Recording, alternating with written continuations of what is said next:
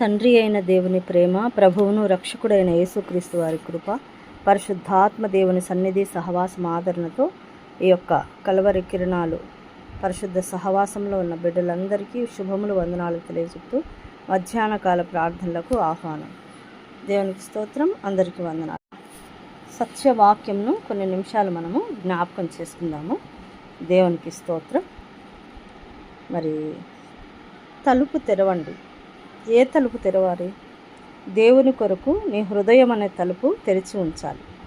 నేను నా హృదయాన్ని తెరిచాను, ఏ భయం లేకుండా దేవుని ఎదుట నిలిచి ఉన్నాను. ఎవరేమనుకున్నా సరే, మూర్ఖుడన్నా సరే, మూర్ఖురాలన్నా సరే, నా దేవుని కొరకు సిద్ధంగా ఉన్నాను. దేవా, నీ ఆత్మతో నింపబడటకు సిద్ధంగా ఉన్నాను. అదే జరిగింది. మరి ఆత్మతో నింపబడినప్పుడు శరీరము, ఆత్మ అన్నీ కూడా ఏకీభవించి ఆ సంతోషాన్ని పొందుకున్నాయి. ఆ సంతోషంలో దేవునితో పాటు నేను సంతోషించాను. ఆ ఆత్మ పరిశుద్ధాత్మ యందలి ఆనందం అంటారు కదా, ఆ పరిశుద్ధాత్మ యందలి ఆనందము అనుభవించే వారికి తెలుస్తుంది. దేవుని సన్నిధిలో సంతోషించటము, దేవుని సన్నిధిలో ఆ యొక్క పరలోకపు ఆనందాన్ని అనుభవించటము వారికి మాత్రమే అర్థమవుతుంది. దేవునికి మరి తన బిడ్డకు మధ్య గల ఆ సంబంధం. అయితే ఒక మాట మనం చదువుకుందాము. లూకా సువార్త 11వ అధ్యాయం 12-13 వచనాలు. కాబట్టి మీరు చెడ్డవారై ఉండి మీ పిల్లలకు మంచి ఈవులన్నీ ఇయ్యనరిగి ఉండగా, పరలోకమందున్న మీ తండ్రి తనను అడుగువారికి పరిశుద్ధాత్మని ఎంతో నిశ్చయముగా అనుగ్రహించుననెను. అనేకసార్లు మన హృదయాలను మూసి ఉంచడమే మన సమస్య. ఆయనను కదలనీయం. దేవుడు కదిలితే ఆటంకపరుస్తాం. ఇదిగో పారామీటర్లు, ఇదిగో నియమ నిబంధనలు, ఈ చిన్న క్రమంలో నుండి వెళ్ళిపోకు అని ఆయనకే చెప్తుంటాం. మనం ఒక పరిధి గీసుకొని అందులోనే ఉండాలని ప్రయత్నం చేస్తాం. దేవుడు అంటాడు, దాన్ని దాటి బయటికి రా, నేను నిన్ను నడిపిస్తాను అంటాడు. కాబట్టి ఎంత విచారం కదా. మనకి ఏది మంచిదో ప్రభువుకు తెలుసు. సంఘంనకు ఉపయోగపడే వరాలు ఆయనకు తెలుసు. ఆయన అందరికీ పంచిపెడతాడు. మనము తలుపులు తెరిచి ఉంచాలి. ఏ తలుపులు? మన హృదయము అనేటువంటి తలుపులు. మనకు లాభకరమైనవి, సంఘానికి క్షేమాభివృద్ధికి కావలసిన వరములను ప్రసాదించడానికి అడ్డు ఏది లేదు, రాదు. మనలను మనం సమర్పించుకోవాలి. దేవుని కొరకు వరములను వాడుకోవాలి. దేవుడు తన శక్తితో మనలను నింపుతాడు. మనలను తనకిష్టమైన విధంగా వయసు మీద పడేటప్పుడు ఒక వ్యక్తిని గౌరవిస్తాం. ఎందుకంటే సంవత్సరాలు గడిచే కొద్దీ ఇతరులను గౌరవించడం నేర్చుకుంటుంటాం. ఎందుకంటే దేవుడే చెప్పాడు పెద్దవాళ్ళని గౌరవించాలని, వారి వయస్సును బట్టి వారిని గౌరవించాలని. వ్రాయబడినటువంటి ఆరాధన క్రమాలు కొందరు ఇష్టపడతారు. ఉద్రేకంతో ఆరాధించడం మరికొందరికి ఇష్టం, ఇంకొందరికి కేకలేస్తూ ఆరాధించడం ఇష్టం. ఏది ఏమైనప్పటికీ మనమందరము ఒకే ప్రభువును సేవిస్తున్నాం కదా. విభిన్న మార్గాల్లో ఆ ప్రభువునే ప్రేమిస్తున్నాం. ఆ ప్రభువు కూడా అందరినీ ప్రేమిస్తున్నాడు. ఆచార వ్యవహారాలతో, ధూపదీప నైవేద్యాలతో, ఉద్రేకంతో, కేకలతో ఆరాధించే వారందరినీ కూడా ప్రభువు ప్రేమిస్తున్నాడు. ఒకరు తప్పు కాదు, ఒకరు ఒప్పు కాదు. విభిన్న భేదాలున్నా కూడా ప్రభువు ఒక్కడే. ఎవరిని తృణీకరించకూడదు, ఎవరితోనూ పోరాడకూడదు. మరి దేవుడు అంటాడు, పరుని సేవకుని తీర్పు తీర్చువాడెవడు? అతడు నిల్చుండుటైనను పడియుండుటైనను అతని సొంత యజమానుని పనియే. అతడు నిలుచును, ప్రభువు అతని నిలబెట్టుటకు శక్తి గలవాడు. రోమీలకు రాసిన పత్రిక 14:4. ఒకరిని విమర్శిస్తే దేవుని సేవకుని విమర్శించేవాడు అవుతావు. జాగ్రత్త. దేవునిని వారు సేవిస్తున్నారు, దేవుడు వారిని నిలబెడతాడు. ఎందుకంటే దేవుడికి సమస్తం సాధ్యమే. దేవుడు అందరినీ ప్రేమిస్తున్నాడు అనేటువంటిది మర్చిపోకూడదు. వారు చేసేటువంటి వారి బుద్ధి, వారి జ్ఞానాన్ని బట్టి నడుచుకున్నప్పుడు పరిశుద్ధాత్మ దేవుడు వివరిస్తాడు. అంటాడు కదా, నేను సర్వసత్యంలోనికి నడిపిస్తానని చెప్తాడు. కాబట్టి దేవుడు నడిపించుకుంటాడు. నువ్వెవరు మధ్యలో చెప్పడానికి, నీవెవరు ఆటంకపరచడానికి? వారి గురించి ప్రార్థన చేయాలి. వారి గురించి మనము హెచ్చరించేటువంటి అవకాశం కూడా లేదు. ఒకవేళ తప్పు అని నీకు అనిపిస్తే పరిశుద్ధాత్మదేవుని ప్రార్థన చేసి, వీరు ఈ విధంగా ఉంటున్నారు కాబట్టి నీవే వారిని సరిచేయమని చెప్పాలి. ఒకవేళ నీకు మరీ సమీపస్తులైతే, వారు చెప్పిన మాట వినేవారైతే కొంతసేపు దేవుని వాక్యాన్ని పరిశుద్ధాత్మ దేవుని సహాయం ద్వారా మాట్లాడుకోవచ్చు, వివరించుకోవచ్చు. పరిశుద్ధాత్మ సహాయం ద్వారా ఆ యొక్క జవాబును పొందుకోవచ్చు. కాబట్టి ముందు మన హృదయపు తలుపులు తెరిచి దేవుడు ఏ విధంగా మన పట్ల కార్యాలు చేస్తున్నాడో తెలుసుకొని, మరి ఆయన సహాయం ద్వారానే ఇతరుల గురించి ప్రార్థించి వారితో మనం నడవడం నేర్చుకోవాలి. దేవుడికి అంత సహనము, ఓర్పు లేకపోతే నువ్వు నేను ఎక్కడ ఉండేవాళ్ళం? ఎక్కడ ఉండేవాళ్ళం ఒకసారి ఆలోచించండి. దేవుడు సహిస్తున్నాడు, ఓర్చుకుంటున్నాడు, ప్రేమిస్తున్నాడు, ఎదురు చూస్తున్నాడు. ఇంకా నా బిడ్డలు మారతారని ఓర్పు సహనంతో చూస్తున్నాడు. మరి నీ సహనము నీ ఓర్పు ఎక్కడ? నీకు సహనము ఓర్పు లేకపోతే, మరి నీ దేవుడికి ఉన్న సహనము ఓర్పును నీవు గమనించకపోతే నువ్వు ఎంత మంచి బ్రతికినా కూడా వ్యర్థమే కదా. కాబట్టి విమర్శించడము మరి అది మంచి పద్ధతి కాదు. దేవుని మీద ఆధారపడి దేవుని వైపు చూస్తూ ప్రతి ఒక్కరిని ప్రేమించి మరి అందరి కొరకు ప్రార్థించేవాడే నిజమైనటువంటి దేవుని బిడ్డ. కాబట్టి ప్రార్థనా విజ్ఞాపనల ద్వారా ప్రతి ఒక్కరు మేలు కోరుకోవాలి.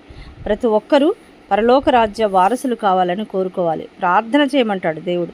ప్రతి దాని కొరకు ప్రార్థన చేసి ఎదురు చూడమంటాడు. సత్యవాక్యాన్ని చదవాలి.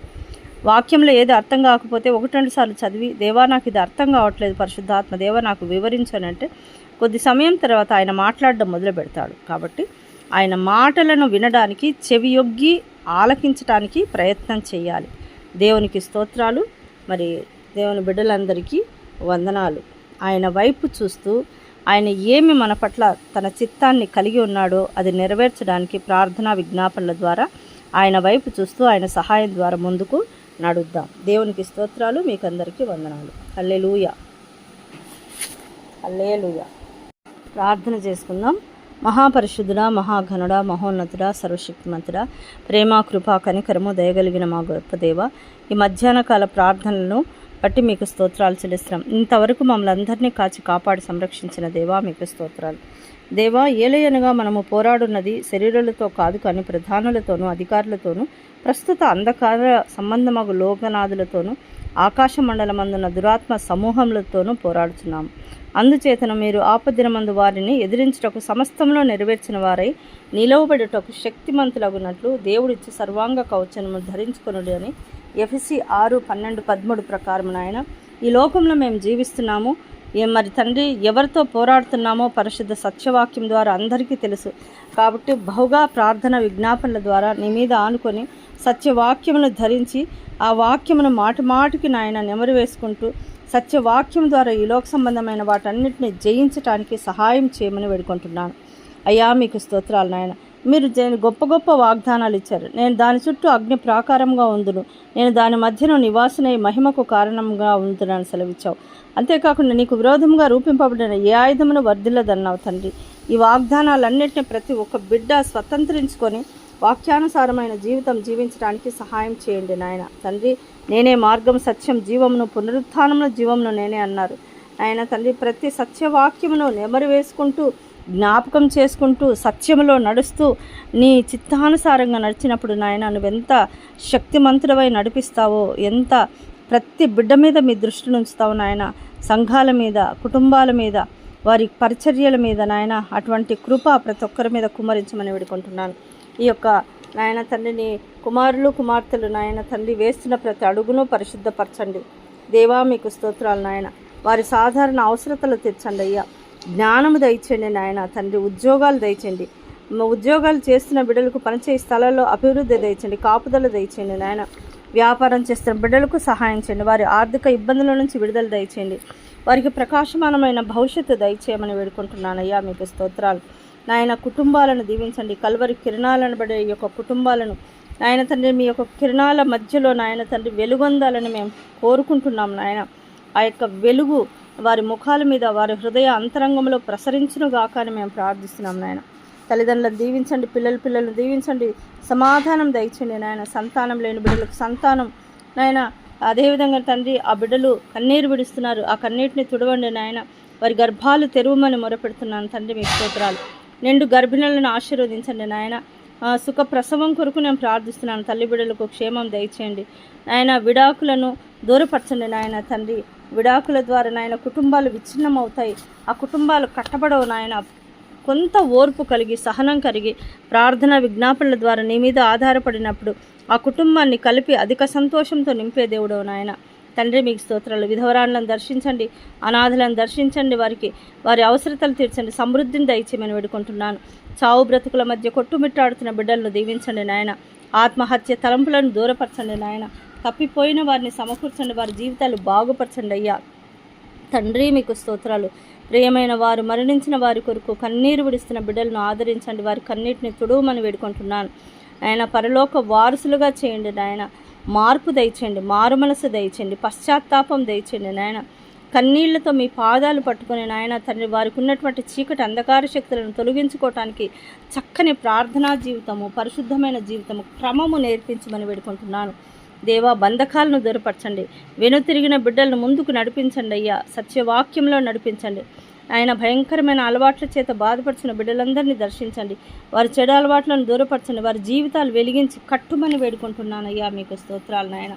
కల్వరి కిరణాలు గ్రూప్ సభ్యులో ఉన్న ప్రతి బిడ్డలను దర్శించండి, కుటుంబాల్లో ఉన్న ప్రతి బిడ్డలను, పసిబిడ్డలనేమి, యవనస్తులనేమి, వృద్ధులనేమి తండ్రి, యవన ప్రాయంలో ఉన్న భార్యాభర్తలనేమి నాయన, పెద్దలైనటువంటి తల్లిదండ్రులను ప్రతి ఒక్కరిని దర్శించండి, వారి అవసరతలు తీర్చండి నాయన. వారికి జ్ఞానం దయచండి, కుటుంబాలను కట్టుకునే జ్ఞానం దయచండి నాయన, నడిపింపు దయచండి అయ్యా.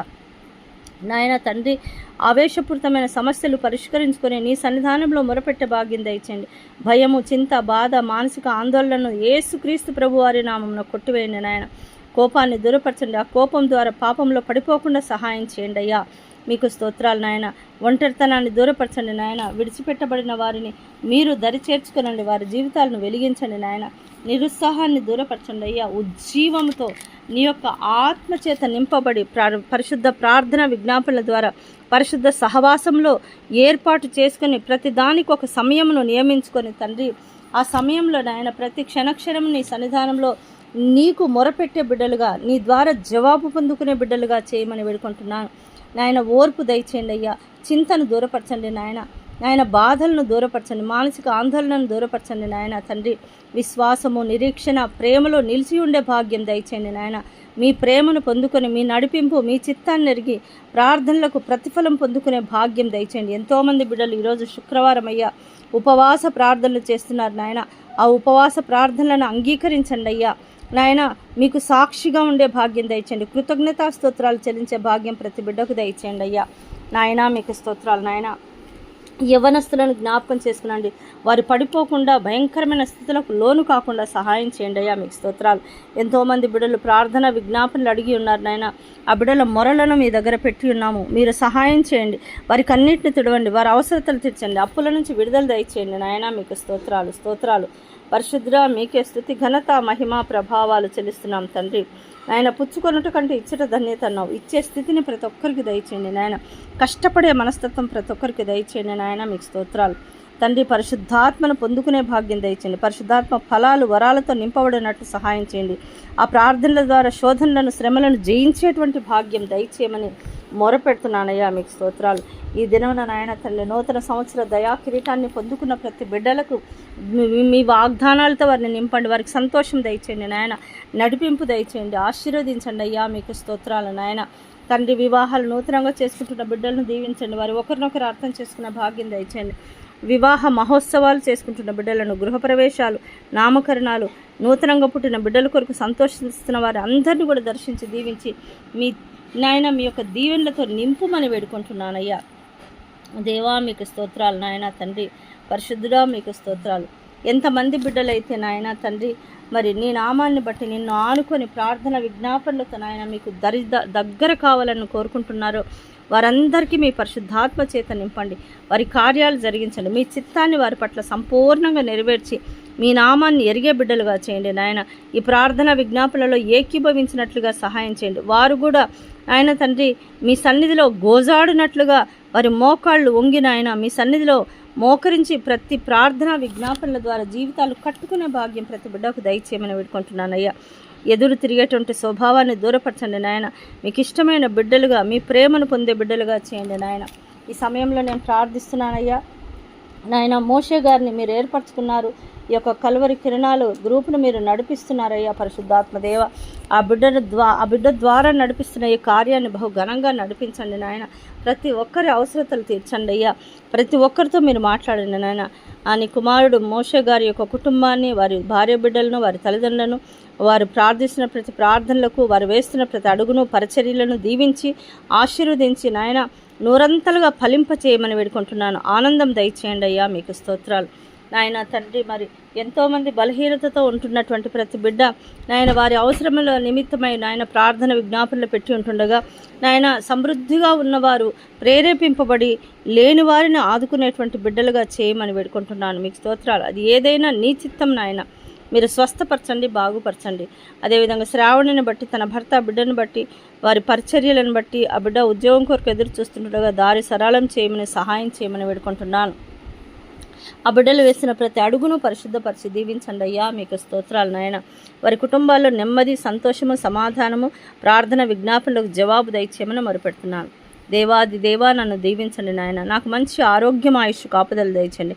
మీ చిత్తాన్ని అరిగి మీ పాత్రగా నాయన చివరి వరకు నమ్మకమైన సాక్షిగా ఆయన బుద్ధిగల కన్యకల వలె సిద్ధపాటు మనసు కలిగి నేను నడుస్తూ ఇతరులను నడిపించగలిగే జ్ఞానము, పరిశుద్ధాత్మ జీవితము నాయన, పరిశుద్ధత, క్రమము, ప్రార్థనా జీవితం దయచేయమని వేడుకుంటున్నాను. నా కుటుంబ సభ్యులను, బంధుమిత్రులను దీవించండి.